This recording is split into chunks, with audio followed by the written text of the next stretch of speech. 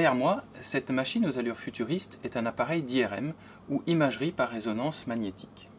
C'est une technique encore peu répandue en France aujourd'hui dans le milieu vétérinaire. Essayons de comprendre les intérêts de cet examen dans le diagnostic et la prise en charge de nos animaux de compagnie. Docteur Huel, un examen IRM est en cours sur notre chat. Pouvez-vous nous expliquer le principe de cette technique d'imagerie médicale? Eh bien, ça consiste à placer la région de l'organisme qu'on veut observer dans un très puissant champ magnétique, très nettement plus important que celui de la Terre, et ça va nous permettre d'enregistrer des images renvoyées par cette partie de l'organisme. On obtiendra des images qui seront d'une très grande précision, notamment sur tout ce qui concerne les tissus mous, en l'occurrence sur le cerveau.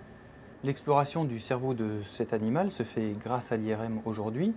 Pouvez-vous nous expliquer les avantages de l'IRM par rapport à d'autres techniques? Alors, notamment par rapport au scanner, qui va se placer un petit peu en concurrence de l'IRM, on va avoir des détails anatomiques beaucoup plus précis sur l'IRM, et surtout l'IRM va être beaucoup plus performante pour mettre en évidence des lésions. Je pense notamment à des lésions tumorales, par exemple, pour ce qui concerne le cerveau, ou aussi à des lésions infectieuses ou inflammatoires, comme des méningites, qu'on pourra beaucoup plus facilement repérer à l'IRM. Donc à la différence de l'échographie, ces images traversent l'os. Oui, tout à fait. On peut former des images même de structures qui sont entourées d'os ou entourées d'air, s'il s'agit de quelque chose qui se trouve dans le thorax. Toujours sur l'examen qui est en cours, le chat est anesthésié derrière nous.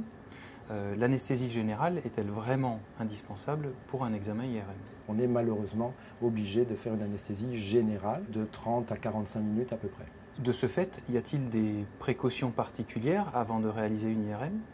Comme pour toute anesthésie générale, il faut un animal parfaitement à jeun avant l'examen et en fonction de son état médical, on sera parfois amené à réaliser des tests sanguins ou un examen cardiaque si on craint une anomalie cardiaque.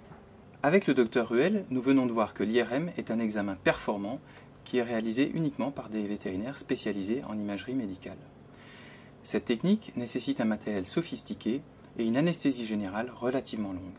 Néanmoins, les informations diagnostiques qu'elle procure sont extrêmement performantes, et notamment dans l'exploration du cerveau et de la moelle épinière, où c'est désormais devenu la technique de référence.